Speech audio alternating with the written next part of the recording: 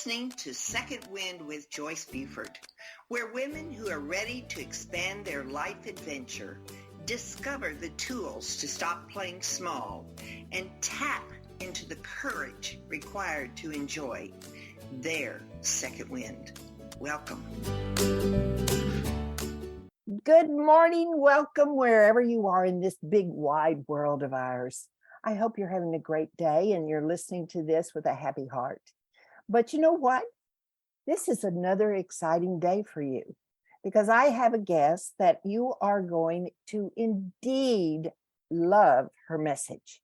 It's one that I think many of us can relate to because it's all about taking risks, stepping out there, identifying yourself, and knowing that you have what it takes to be whatever your dream is inside of you. So let me tell you a little bit about our guest. She is a dear friend. We've connected through workshops with Jack Canfield. That's how we initially met.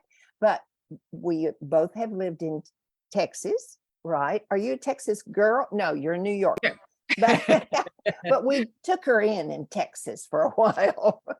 So anyway, let me tell you about the literary midwife, Kathy Sparrow, is living a writable life. She's living a writable life. She was born and raised in New York, upstate New York, just 2 hours from New York City and a short 30 minutes drive from the Berkshires. After a young age, she knew she wanted to be a writer. However, she had a guidance counselor who dashed her dreams when she entered high school, saying she'd never be a writer. How we can get misled on our journey. However, that was short-lived as the call to write came back quietly. And I want her to tell the story. So welcome. It's always a pleasure, Kathy, to bring you back into Second Wind. Yeah, Second Wind. Thank you. I think we said this is my third time here. This is fun.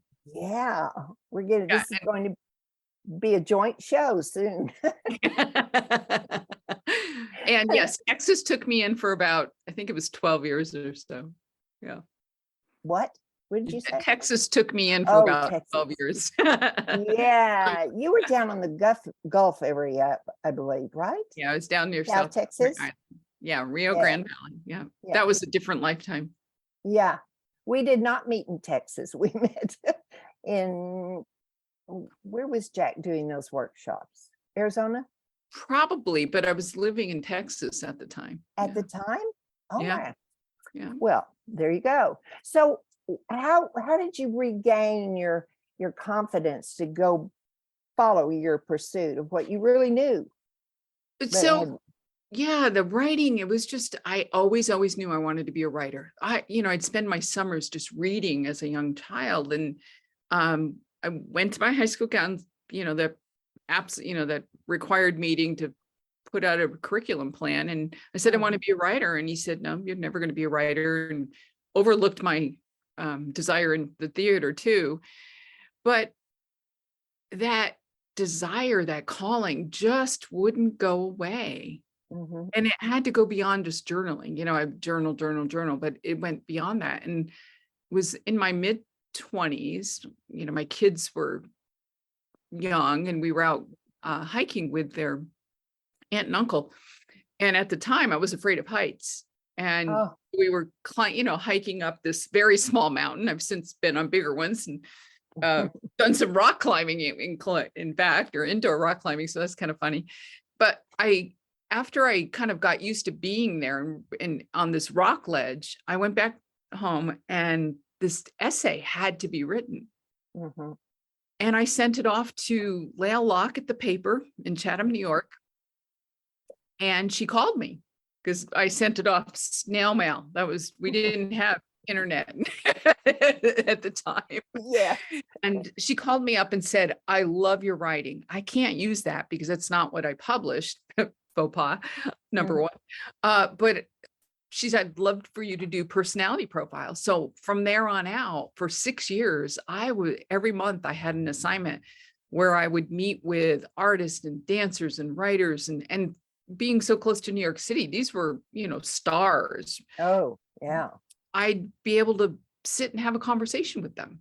Mhm. And a couple of those people, one particularly is Kermit Love, who from Sesame Streets. He created Snuffleupagus, Oscar the Grouch, and Big Bird.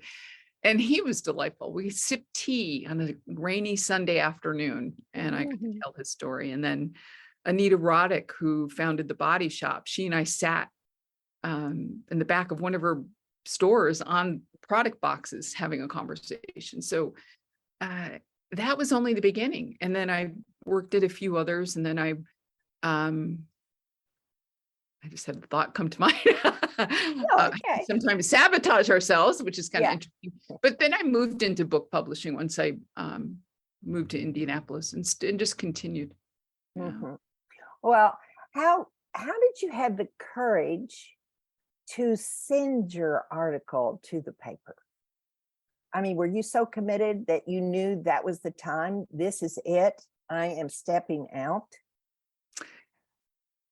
I'm not sure I had those thoughts in my mid-20s, right? Yeah. But what I did know is that there was something inside of me that just said, you have to do this. You Mhm. need to follow this. Mhm. And I did. Mhm. And it's led me on a beautiful, beautiful journey. Yeah. Mhm. I'm curious as to what does it mean to write a profile? Do you just sit down and say, "Tell me about yourself," or how do you do that? How do you get the information and choose what's important to share? So I would do the research behind these people, and a Mhm. lot of times my editor would give me some information, like, give me their bio. And at the time there was no internet researching, so that's Oh my gosh, yes, I know. library. Yeah, so it was funny. So I would do just research as best I could about the people. Most often, again, my editors would give me the information to, and then I would sit and like, it's about being curious. It's about having a Mhm. conversation with anybody, really. It's like, Mhm. oh, how, like you went asking me, how did you get into this? Mhm. And then letting the conversation unfold. A lot of times you start with a list of questions, and one or two you may follow, and then the conversation goes in its own direction. And then I would at the time tape. I was wondering, that was a question. I was wondering, you surely don't write all those notes? I would take notes and tape because I didn't trust Yeah. technology, still don't. Not completely anyway. And I would go home and transcribe it, like Mhm. annually, not with AI. There was no Otter and everything else. And I would transcribe it. And as I was transcribing, I would see key points. And then I would just read my story, Mhm. about this person. And it was really about sharing the conversation I had with whoever I Right. was interviewing. Right. Yeah. Yeah.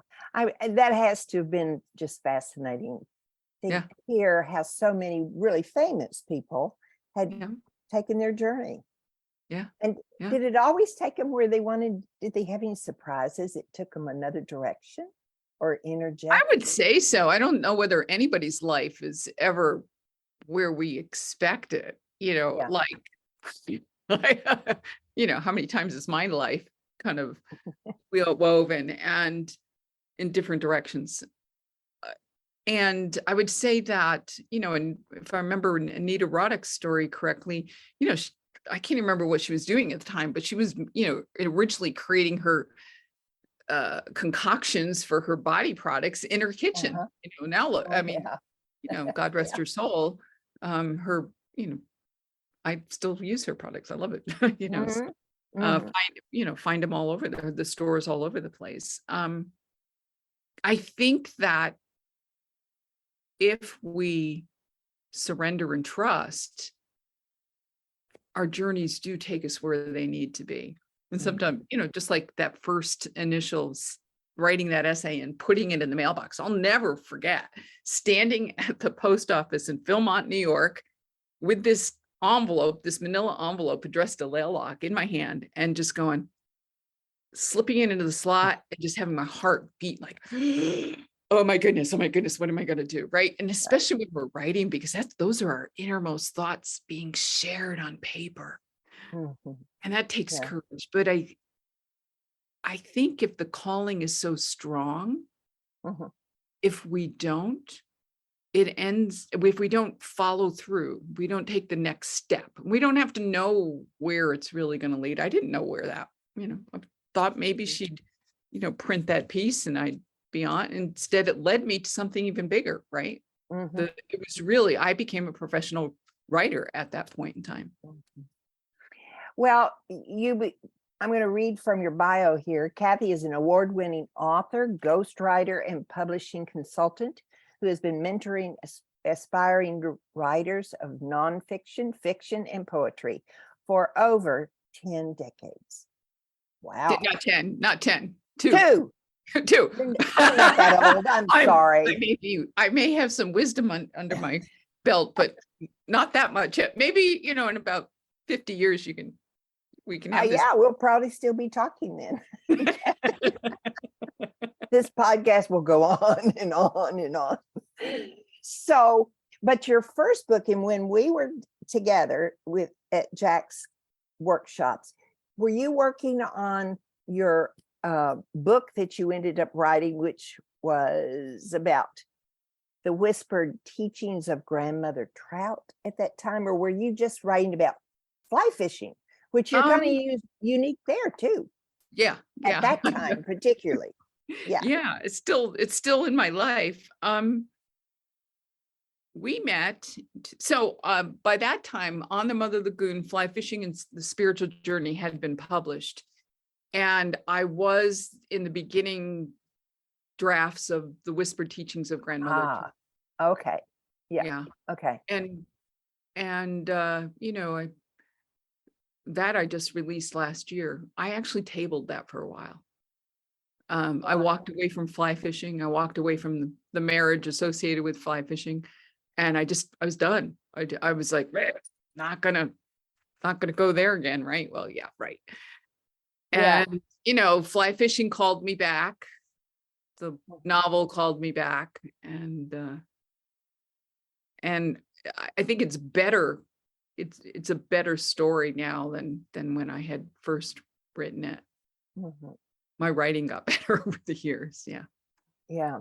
So fly fishing, maybe at the time you were married, there was to your Texan, I guess he was a Texan, was not as popular for women. I think it was growing into a more popular. I like fly fishing, but not that I do very much of it at all, but my ex-husband did. So we kind of do our sports together there. But fly fishing is a very peaceful experience after you catch your fish. I mean, it's a very happy experience. So there's definitely a learning skill there. But then you talk about this other book it's been out how long? Was it released? When was it released? Which one? Grandmother's Trout. The Whispering Teaching of Grandmother. Last May, so not quite a year. Okay. And it's really the feminine version of A River Runs Through It. So if anybody remembers the movie with Brad Pitt and, that whole family turmoil, instead it's about a woman, and, it's based in South Texas. And she has her own coming of age journey, the protagonist, Allie. And she has a wise woman in her life that enters, and, there's a little romance and one good sex scene, but then good. Yeah. There's got to have a little bit tasteful, I've been told. Okay. But it's really about her coming to terms with her childhood trauma and coming into her own, seeing how she had kind of given her life over to running away from, being buried in her work, right, to run away from her past, but then having, with the help of nature and a wiser woman, slowing down and having the courage to look within and trust herself. So did you create that personality, that woman that takes this journey, or is it some of your life that you're reflecting? in the book? Oh, it's definitely some of, I mean, the circumstances have been changed, and it does definitely mirror many parts of my life, my journey. I don't think any writer of fiction does anything but, bring our own, we have to bring ourselves into the process. And the antagonist, the man that she falls in love with, is really a composite of all of the unavailable men that I've ever been with. So it's not just one person. A little bit of this, a little bit of that. Yeah. But you did do the grandmother. Wasn't that an aunt? Did I not read that was so Mama Kate is the lodge owner, and I would say she's probably a lot like my older, wiser self, right? And really probably a composite of the older women that have been in my life who have guided me on my journey. Because there's always been, I've always had one older, wiser woman in my life. Not my mother, because my mother and I had our issues, but there was always somebody there who could take her place and guide me in a different way. And so, I would say probably there was one character, Gus Lamons, that in the book that I really created after a neighbor of mine when I lived in South Texas. He was just kind of, I took bits and pieces of his life and put him in there. So he wasn't, of course the romance he had didn't show up. Okay. In real life, anyway. All right, I want to go through some questions about just about writing, the actual action of writing. What do you do before you begin writing? Even one word? Anything? So I think about a couple of things. What is the message that the main theme of the message that wants to come through me? And usually at my point, in my stage in my career, I've already had a lot of mental conversations with this idea, on walks, doing yoga or whatnot. And then, I'll jot those down, usually mind map it to brainstorm. And out of that, I'll get some more ideas. I'm also thinking about, who am I writing for? Yeah. Who am I writing for? Right? Because that's really important. Because a lot of times when I work with my clients, I want to sell thousands of books and reach all these people. And I go, you will, and you won't get there by thinking about all those people, because that actually shuts down the writing. It makes it kind of stilted and forced. Where if we think about that one, almost like making a composite of a person, like who they are, maybe even naming the avatar, so to speak. What do they do for a living? What keeps them up at night? And then also part of it is like, okay, what keeps them up at night? What are their problems? How are they similar to the problems that I've had in my life?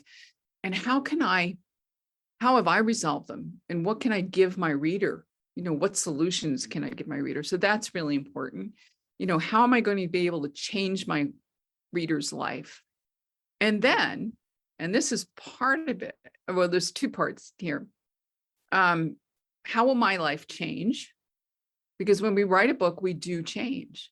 Not only our the outer experiences of, having someone stand in front of you and go, oh, I read your book and I really like this section. And you go, oh my gosh, I'm not anonymous anymore. But we have this, we discover something about ourselves through the act of writing.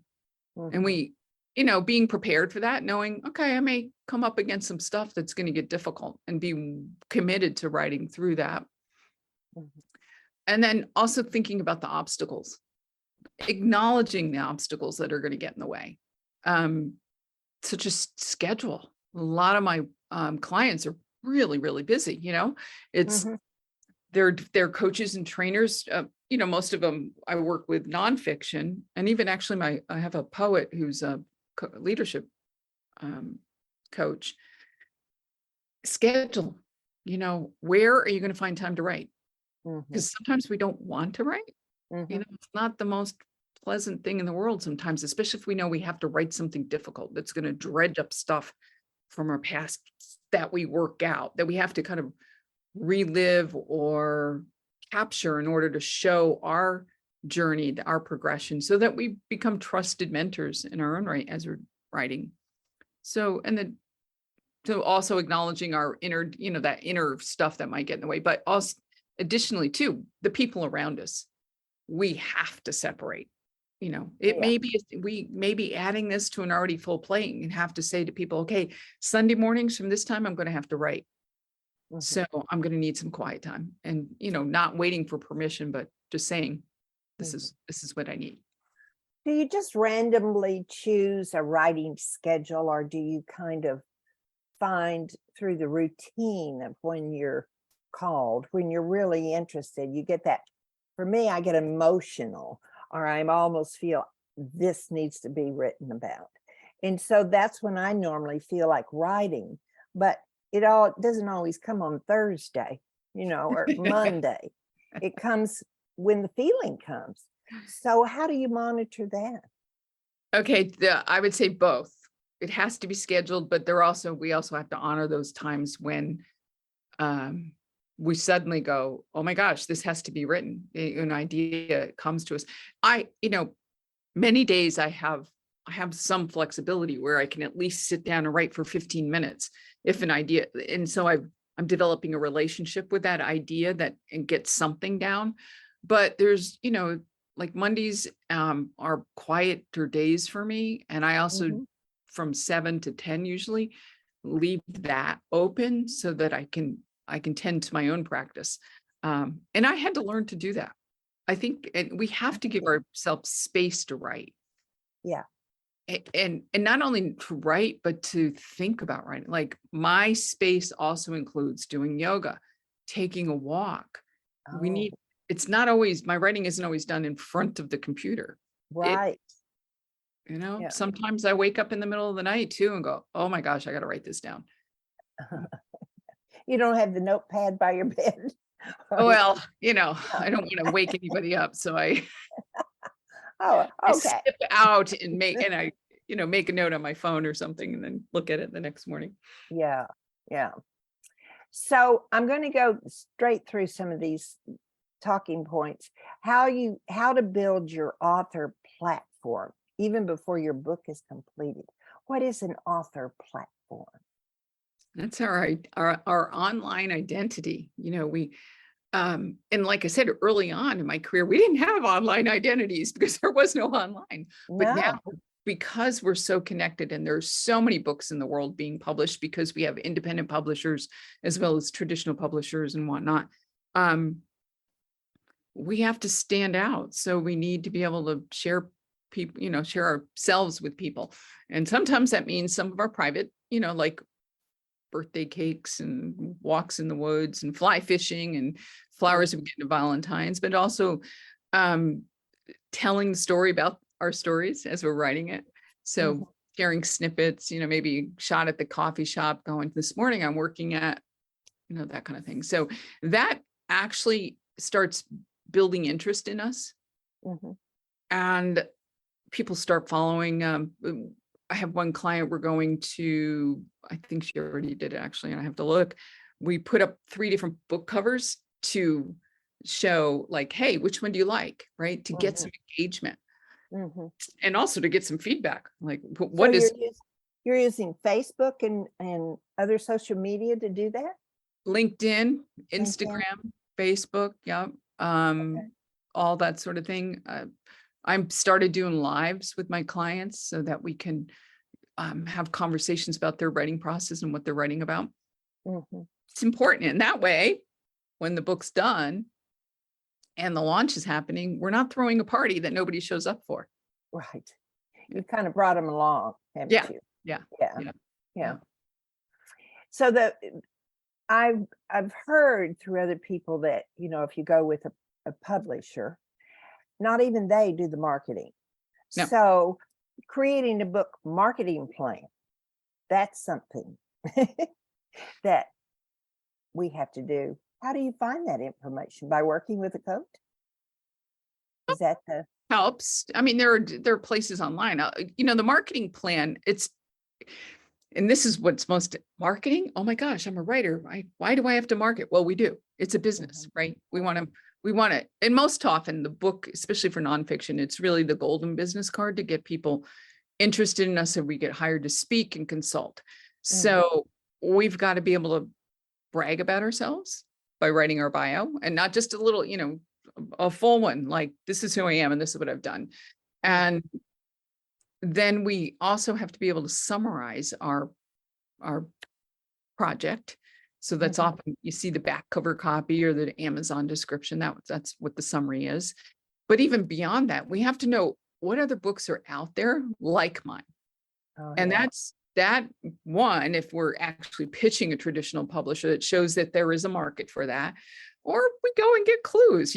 Jack Canfield said success leaves clues, right? So we go and see what they're doing to promote their books. And then a marketing plan forces us to sit down and think about all the people we have in our corner who could promote for us, right? Who have an audience. And if we don't take the time to really sit down and write all this stuff, we're kind of pulling together a launch plan haphazardly. So, if we don't plan to succeed, we're going to plan to fail, or fail. And so, because right now you are just so popular in your writing field, do you use publishers or do you self-print? It depends on the person. Oh, okay. And this is why you have to have an author platform. Publishers are looking for some guaranteed sales, right? Traditional publishers. So they're looking for someone who has a good following of 10,000 or more, right? And that means engagement, not just some hefty engagement. So I have one person that I was able to get an agent for whose book is being marketed to traditional publishers. I do some publishing, and then some of my clients opt to publish through their own companies, and I guide them in the process. I came out of the traditional publishing world. That's where I learned the whole process, and so it just depends on the project. Would you say most of the books of beginning writers now are published by themselves? Yeah. And I would hope, and this is where I get a little worried. I've seen a lot of bad books out there. I mean, you open it up and go, oh, this has been self-published. There's no consideration about the formatting, right? It looks self-published. It's sloppy. It doesn't, open a traditional published book and you can see the professionalism in it. Many times authors won't even hire an editor, right? I've been writing for over 30 years. I have editors. I had from Grandmother Trout, I think I had 3 different editors on the project, and I still found things that I needed to correct it at the final read. And there's probably still something in there. We always have mistakes that make it through, but we don't want, we want to have good grammar, good punctuation, good formatting. Yes. Now there are many ways, and we could go on talking, but there are many ways you offer support to, if somebody wanted to work with you. Is it only one-on-one? Do you offer classes, or how do you do this? So I have, I do work one-on-one, but I'm really super excited about a program that's launching this year. It's Write Books That Change the World. Only because I do believe when we write books, we do change the world. One ripple at a time, one reader at a time. And that starts in April, and it's only for 16 people. And it covers everything we just talked, writing that manuscript, but even sitting down before we get started and looking at why we're writing and what we're writing about and who we're writing for. We're going to start building that author platform as we're writing. We're going to look at comparable titles, see what's out there as our competition. We're going to look at what good cover design and interior design looks like. And we're going to build a launch. Plus, I have guest experts coming in who we're going to talk about how to pitch a podcast. Hey. how to Hey, find speaking engagements, how to build the buzz around the book even before it's written. I have actually Aaron Whalen, who's Jack Canfield's copywriter, is coming on as one of my guests. And let's see, Alex Sanfilippo is of Pod Pros is coming on to talk about the pitching podcast. I have Jackie Lappin coming in to talk about speaking. I have Laura Rubenstein talking about how to use video with our social media posts and so much more. I even have Kathy Burns, who's going to come on and talk about organizing our files and our research as oh my gosh, how wonderful. and those are just a few. Those are just the ones off the top of my head. So I'm super, super excited about that. It sounds like a wonderful program. How do people get their name on the list? Do they go to your website and yeah, or what? actually, they can email me at Kathy@kathysparrow.com and I can send them the link. I Okay. will also give you a link to post that goes directly to that page. Yes. And, Yeah. yeah. But and I Wow. really would love to have a conversation with people before they sign up, because I'd like to make sure we're a good fit. Yeah. We Right. spend a year together. We're gonna get to know each other intimately. Now the program, this was not the program. I did take a program with you. Is that program still alive and going, or is this new program the substitute for that? Well, it's not a substitute. I will be bringing Blogs, Books, and Beyond back out in a few months. Okay. But this one, Yeah. that one was a shorter course. This was the whole year. This is soup to nuts and really will give the participants a good foundation. But Blogs, Books, and Beyond was kind of the beginning. Let's talk about how to create a blog or a chapter, and how to build on that to build a book. So a little shorter. I plan on bringing that out not only as a group, but I'm reformatting it now as a DIY, just a do it yourself course. Oh, that'd be great. Yeah. Because they have to work in their writing time as well. That's right. Well, I feel like we've just gotten started and already we're at the end of our time. But maybe I'll have you back for the fourth time. We can conclude these next 5 questions that I have that you supplied me with. But we are at the end of this time. Right. So as you know, in prepping you for this podcast, I sent out, or Bismarck did, send out my word for this year is joy. And I am going to ask you 2 questions and that you can answer. Are you willing to do this for me? Yes, I will. For you. Tell me a story when you felt pure joy. Oh my God. I'm going to start crying. Woof. There have been many moments. Darn.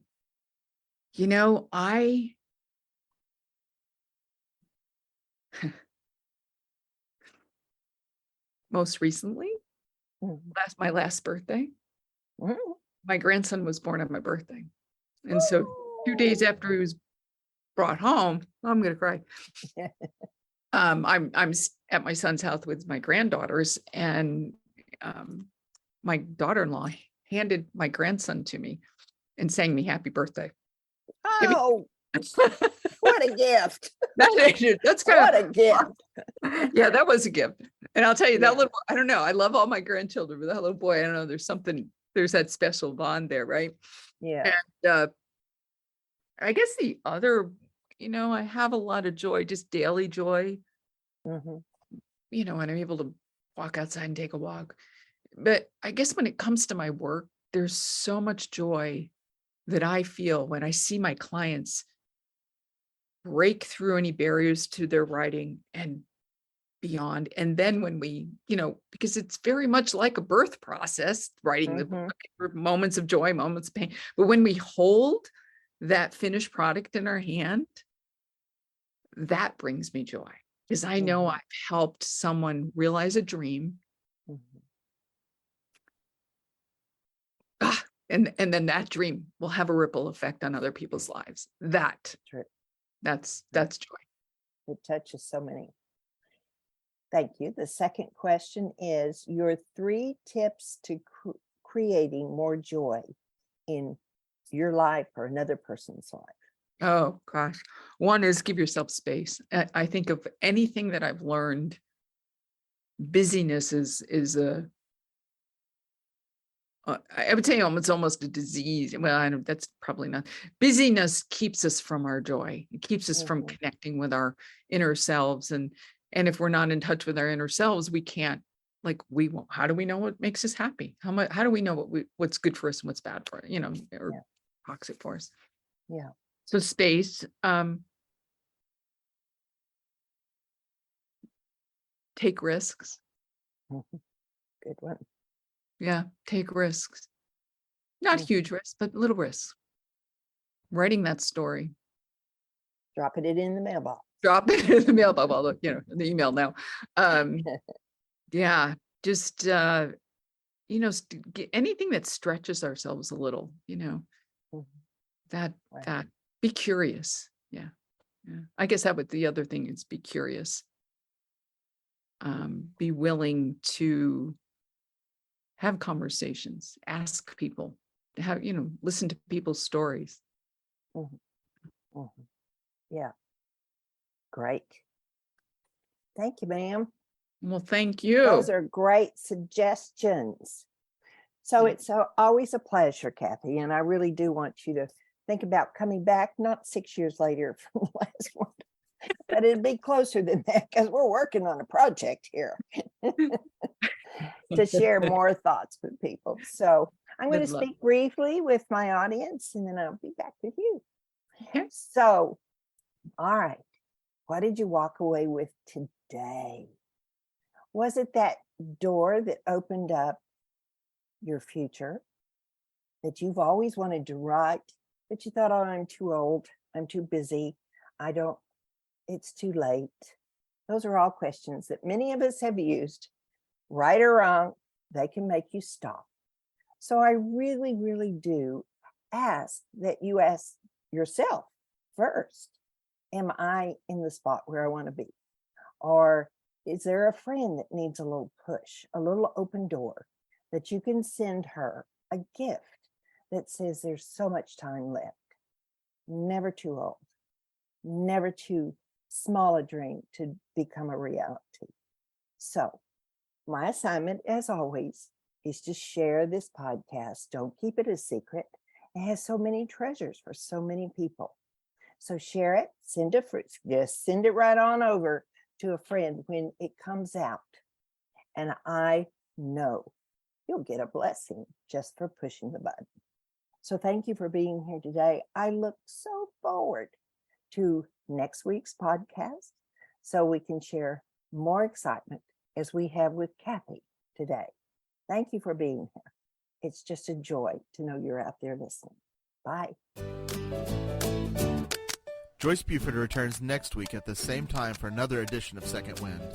Through the Joyce Buford Empowerment System, women are receiving the support they need through their transitions and are able to reclaim their true purpose with confidence. They receive the tools they need to map out new lives. You can find out more about her coaching services at joycebufordempowers.com.